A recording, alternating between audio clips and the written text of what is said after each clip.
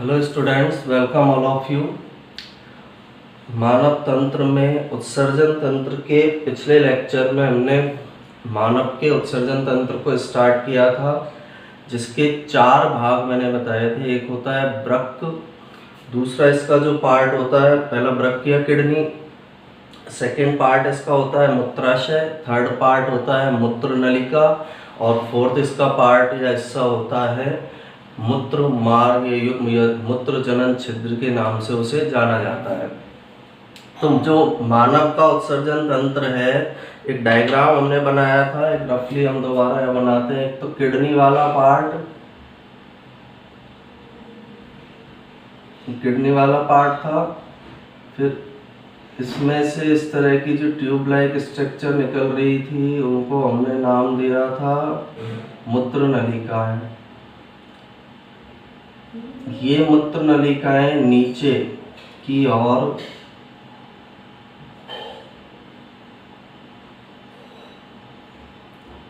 एक pear shaped organ के अंदर खुलती है, नाशपाती के आकार के अंग के अंदर खुलती है। ये नाशपाती के आकार का अंग है, नाशपाती के साइज जैसा ऑर्गन होता है, उसको हमने नाम दिया था मूत्राशय। ये मूत्राशय है, ये यूरेटर या मूत्र नलिकाएं हैं, ये किडनी या इसको बोला जाता है वृक्क, और ये है मूत्र मार्ग यूरेथा। तो 4 पार्ट के अंदर हमने जो उत्सर्जन तंत्र है, मानव के उत्सर्जन तंत्र को डिवाइड किया था, वृक्क, मूत्र नलिका, मूत्राशय और मूत्र मार्ग। इनमें से हम वृक्क के बारे में पढ़ चुके हैं। वृक्क की जो संरचनात्मक और क्रियात्मक इकाई है नेफ्रॉन, उसके बारे में हम पिछले लेक्चर्स के अंदर पढ़ चुके हैं। अब हमें मूत्र नलिका, मूत्राशय और मूत्र मार्ग के बारे में पढ़ना है। तो आज के लेक्चर में जो अगली हेडिंग हमारी है, वो पहले हम पढ़ेंगे मूत्राशय, मूत्राशय के बाद पढ़ेंगे मूत्र नलिका के बारे में। तो सेकंड पार्ट जो है मानव के उत्सर्जन तंत्र का, मूत्राशय कहलाता है। यूरिनरी ब्लैडर भी इसे हम कह सकते हैं। फर्स्ट पार्ट किडनी या वृक्क हम पूरा कंप्लीट कर चुके हैं। मूत्राशय जो है एक मस्कुलर पेशी है। ये जो भाग हमें दिखाई दे रहा है, एक पेशी है, थैले के समान स्ट्रक्चर है, नाशपाती के आकार की स्ट्रक्चर होती है। सेकंड जो मूत्राशय है, इसके अंदर जो किडनी में या वृक्क में जो मूत्र बनेगा, उस मूत्र को इसके अंदर स्टोर करके रखा जाता है। इसके नाम से ही पता चलता है, मूत्राशय, मूत्र प्लस आशय, यानी ऐसा थैला या थैली जिसमें मूत्र को इकट्ठा करके संग्रहित करके कुछ समय के लिए रखा जाता है, उसे मूत्राशय कहते हैं। थर्ड मूत्राशय का पॉइंट है, यह पेल्विक रीजन के अंदर या जो हमारा श्रोणी भाग है, नीचे का कमर से नीचे का जो हिस्सा होता है, उसे बोला जाता है श्रोणी भाग, वहाँ पर उपस्थित होगा। और एक प्यूबिक बोन वहाँ पर पाई जाती है। प्यूबिक हड्डी या अस्थि जो है इस पेल्विक वाले भाग के अंदर पाई जा रही है, श्रोणी भाग में पाई जा रही है, वहाँ पर ये मूत्राशय स्थित होता है। तो इसकी स्थिति क्या है मूत्राशय की? हमारे श्रोणी मेखला वाले भाग में या श्रोणी भाग में कमर से नीचे के हिस्से में यह मूत्राशय उपस्थित होता है। प्यूबिक बोन के पास में ये जो मूत्राशय, प्यूबिक अस्थि या हड्डी के पास में ये मूत्राशय पाया जाता है। इसके अंदर लगभग 400 से 600 ml यूरिन को इकट्ठा करके रखा जाता है। मूत्राशय में 400 से 600 ml मूत्र को संग्रहित करके रखा जाता है। अब इसमें आता कहाँ से मूत्र? जो किडनी के अंदर जो नेफ्रॉन है, नेफ्रॉन में यूरिन या मूत्र बनेगा, उसको मूत्र नलिकाओं के द्वारा मूत्राशय में लाया जाता है। तो इस ऑर्गन के बारे में हमें पहले पढ़ना है। मूत्राशय में सबसे फर्स्ट पॉइंट क्या है हमारा? यह एक पेशी है, थैले के समान संरचना है। यह एक पेशी है, थैले के समान संरचना है। पेशी है, थैले के समान संरचना है, थैला है, मसल्स से या पेशियों से बना हुआ एक थैले के समान संरचना है जो वृक्क से आने वाले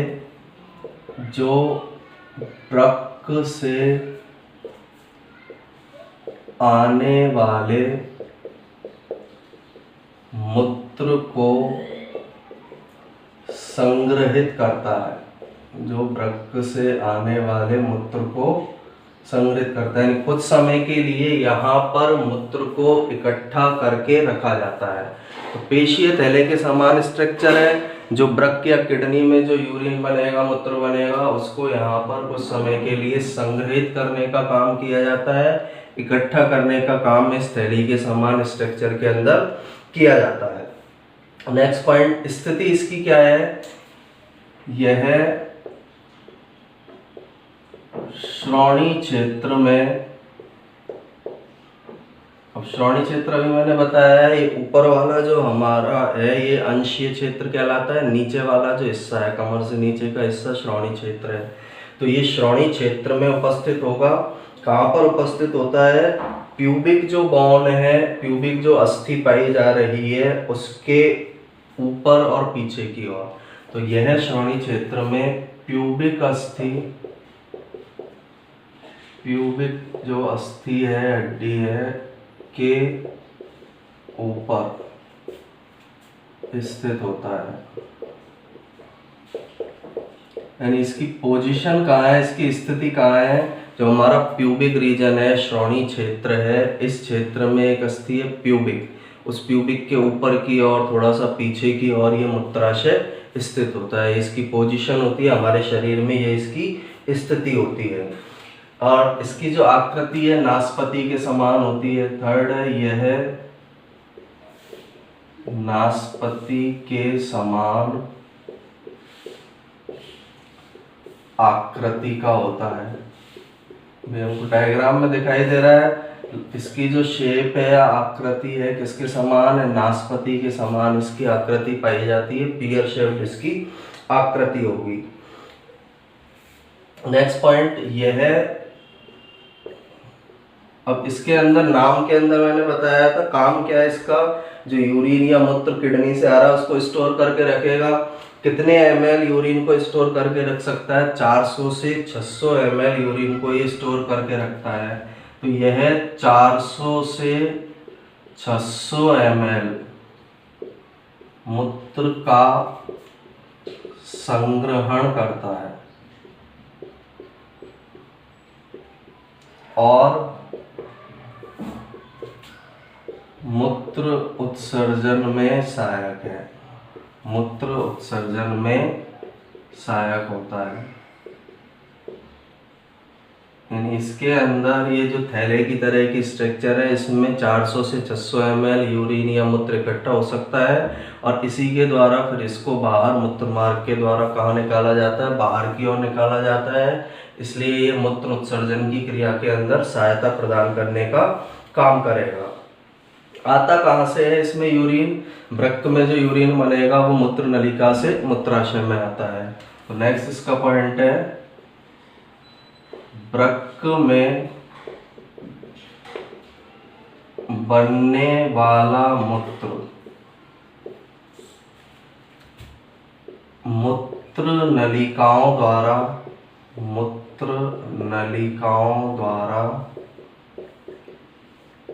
मूत्राशय में आता है। ये वृक्क के अंदर बनता है। हमने पढ़ा था कल, जो नेफ्रॉन स्ट्रक्चर है उसमें बनेगा यूरिन। तो इन मूत्र नलिकाओं के द्वारा, इस दाएं वृक्क से इस नलिका के द्वारा, बाएं वृक्क से और दाएं वृक्क से इस नलिका के द्वारा ये यूरिन या मूत्र मूत्राशय के अंदर आता है। तो नेक्स्ट जो पढ़ना है हमको, वो किसके बारे में पढ़ना है? मूत्र नलिकाओं के बारे में, जो मूत्राशय के अंदर मूत्र को लेकर आती है। तो नेक्स्ट हेडिंग है हमारी मूत्र नलिका। अब मूत्र नलिकाएं क्या होती है? एक जोड़ी नली के समान स्ट्रक्चर है। एक जोड़ी, दो है, किसके समान स्ट्रक्चर है? नली के समान स्ट्रक्चर है, जो वृक्क से मूत्र को किसके अंदर लेकर आती है? मूत्राशय में लेकर आएगी। इस वाले वृक्क से ये मूत्र नलिका लाएगी, इस वाले वृक्क से मूत्र नलिका लाएगी, मूत्राशय के अंदर मूत्र को लेकर आती है। और ये जो मूत्र नलिकाएं हैं स्मूथ मसल से बनी होती है। स्मूथ मसल्स का मतलब होता है चिकनी पेशियों से ये इनका निर्माण होता है। जो ट्यूब लाइक स्ट्रक्चर है ये चिकनी पेशियों से निर्मित होती है। सेकंड, इनका जो साइज है एडल्ट के अंदर लगभग 25 से 30 सेंटीमीटर होता है। इन नलिकाओं का जो लंबाई है, लेंथ है 25 से 30 सेंटीमीटर एक एडल्ट पर्सन के अंदर पाई जाती है। तो मूत्र नलिका में फर्स्ट पॉइंट क्या है, ये एक जोड़ी नलिकाएं होती हैं। ये एक जोड़ी नलिकाएं होती हैं जो वृक्क से मूत्र को कहाँ लेकर आती है, मूत्राशय में लाती है, मूत्राशय में लाती है। एक जोड़ी है, नली के समान स्ट्रक्चर है, वृक्क से मूत्र को किसके अंदर लेकर आएगी, मूत्राशय के अंदर लेकर आती है। ये जो नलिकाएं हैं स्मूथ मसल से बनी होती है। ये चिकनी पेशियों से बनी होती है। ये जो नलिकाएं हैं, नलिकाओं का निर्माण कौन सी मसल से होता है, चिकनी पेशियों से। इन नलिकाओं का फॉर्मेशन या निर्माण चिकनी पेशियों से होगा। स्मूथ मसल्स से ये बनी होती है, तो चिकनी पेशियों से इनका निर्माण होगा। नेक्स्ट, इनकी जो लंबाई है एडल्ट के अंदर, वयस्क मनुष्य में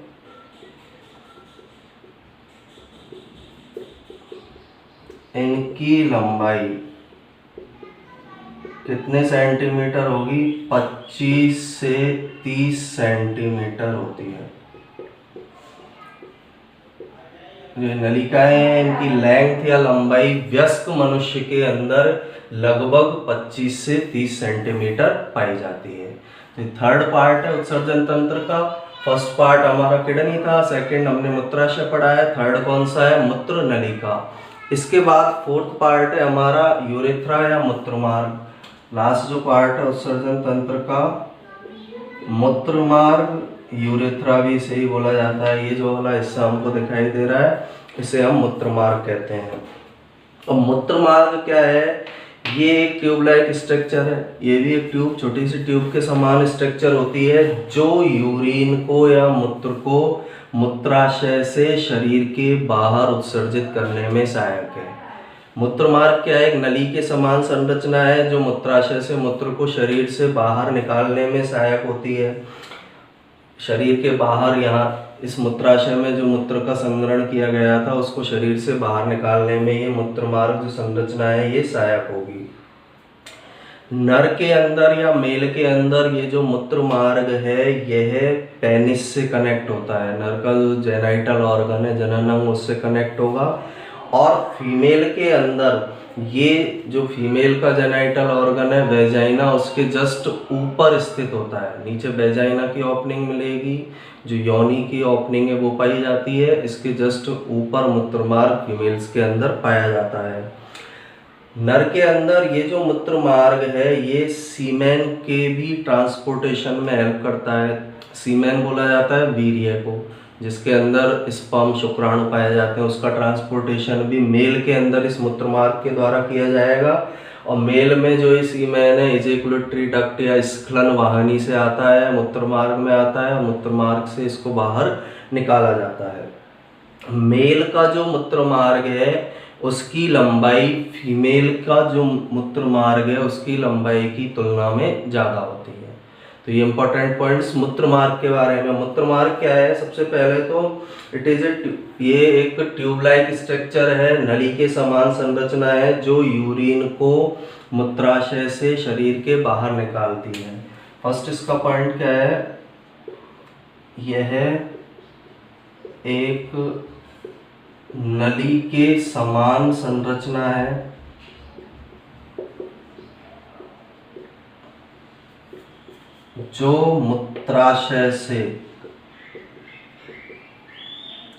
जो मूत्राशय से मूत्र को शरीर के बाहर निकालने में सहायक है, शरीर के बाहर निकालने में सहायक है। तो दिखाई दे रही है हमें एक ट्यूब लाइक स्ट्रक्चर है, मूत्राशय में जो मूत्र है उसको शरीर से बाहर निकालने में ये हेल्प करती है, सहायता प्रदान करेगी। इसके बाद मेल्स के अंदर, नर के अंदर ये जो है किससे कनेक्ट होती है, पेनिस से, उसके शिश्न भाग से जुड़ी रहती है। मादा के अंदर जो उसकी जो वेजाइना की ओपनिंग है, योनि की जो ओपनिंग है उसके जस्ट ऊपर पाई जाती है। तो नर में यह है, नेक्स्ट इसका पॉइंट हो जाएगा, नर में मूत्र मार्ग, नर जनन अंग शिश्न से जुड़ा रहता है।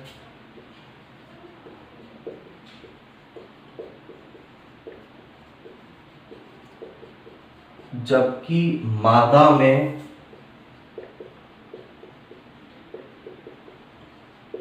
मूत्र मार्ग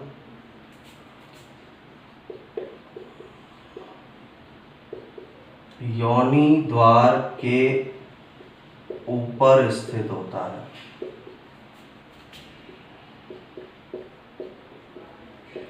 नर के अंदर तो नर जनन अंग शिश्न से अटैच है, शिश्न से जुड़ा हुआ है, जबकि मादा के अंदर क्या होगा, जो मादा का जनन ऑर्गन है, बाहरी जनन अंग योनि द्वार जो है उसके जस्ट ऊपर की और ये मूत्र मार्ग मादा के अंदर स्थित होगा। नर में शिश्न से जुड़ा है, मादा में जैसे ये योनि द्वार है, तो इस योनि द्वार के ऊपर की ओर कौन सा मार्ग पाया जाता है, मूत्र मार्ग। जबकि नर में जो नर का जनन अंग है शिश्न, उसके साथ ही मूत्र मार्ग जो है वो कैसा पाया जाता है, जुड़ा हुआ पाया जाएगा। तो दोनों के अंदर डिफरेंस है, नर में मूत्र मार्ग नर के जनन अंग शिश्न के साथ अटैच होगा, जुड़ा होगा। मादा में जो योनि द्वार है उसके ऊपर क्या पाया जाता है, ये मूत्र मार्ग उपस्थित होता है। इसके बाद मेल या नर के अंदर ये सीमेन को या वीर्य को ले जाने में भी सहायक है, और वीर्य जो है वो इसमें आता कहाँ से, स्खलन वाहिनी से आता है। तो अगला इसका पॉइंट क्या है, नर में मूत्र मार्ग स्खलन वाहिनी से आने वाले, स्खलन वाहिनी से आने वाले वीर्य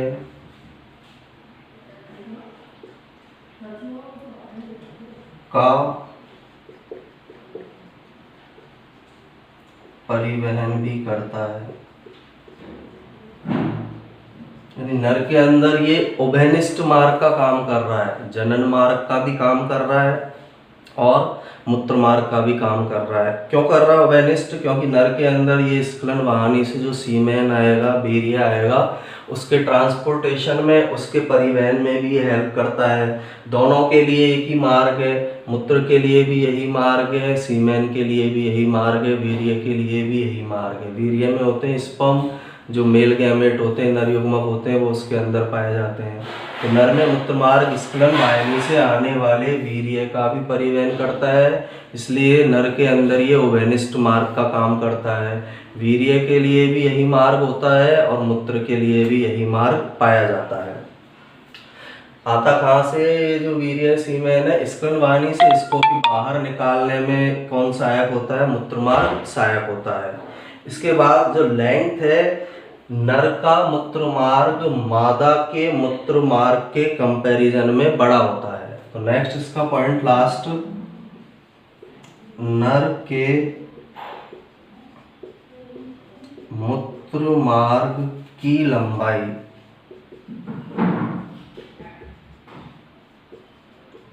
मादा के मूत्र मार्ग से अधिक होती है। नर का जो मूत्र मार्ग है मादा के मूत्र मार्ग की तुलना में अधिक लंबा होता है। तो ये हमने उत्सर्जन तंत्र या एक्सक्रीटरी जो सिस्टम है उसके बारे में हमने यहाँ पर पढ़ा है। इसका जो फर्स्ट पार्ट था किडनी, उसके बारे में हम पिछले लेक्चर में पढ़ चुके हैं।